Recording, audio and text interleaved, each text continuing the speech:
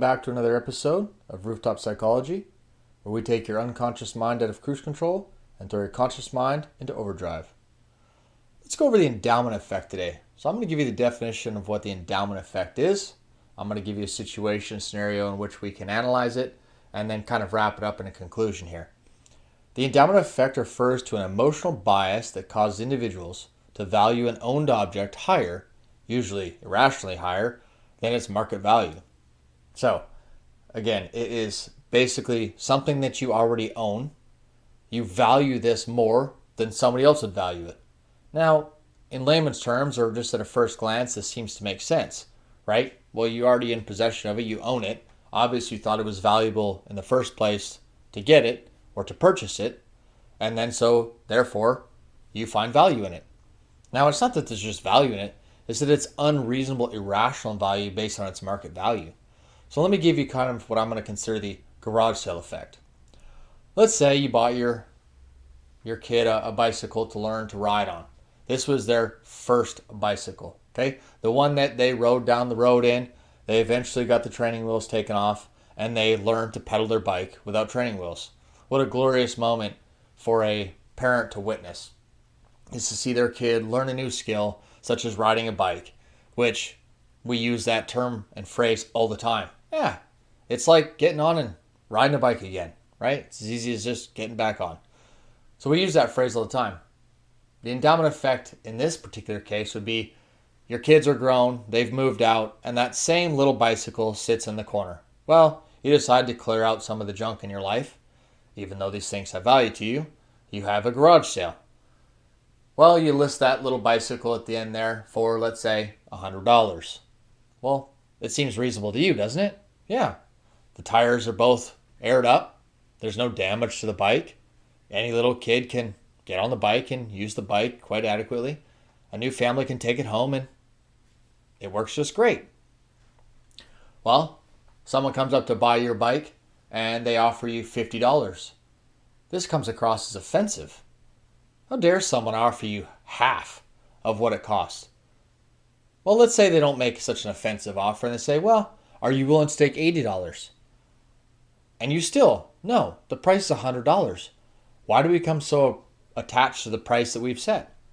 Well, it's because of the endowment effect. We put an irrational value on something that we personally possess. Now, if you look at the market value of that particular bicycle, something you can get at your big box store, maybe the bicycle is only worth $80. Man, maybe it's only worth $50. So maybe the first price that was offered to you is actually a very reasonable market value price, and yet you still turn it down. This is the endowment effect. Why is it that we feel this way in which we're going to lose something, in fact, when we are selling something? Because we've acquired this through personal means. And the phenomenon is it can actually be something that was also given to you. It's not just something that you possessed. If you were given a gift of a bicycle for your child that you turned around to sell, you still would have the same endowment effect.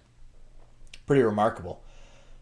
Under the restrictive assumptions of what's called rational choice theory, behavioral economists basically explain such allegedly irrational behavior as a sort of a cognitive bias that warps an individual's thinking in what something is actually worth when they own it.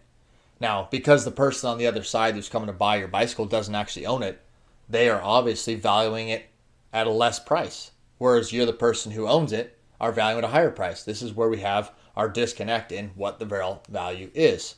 This is a normal phenomenon that happens, and we label it the endowment effect. Studies have repeatedly shown that people with the valuing something they already own more than a similar item, that they do not, sort of the saying is, a bird in the hand is worth two in the bush.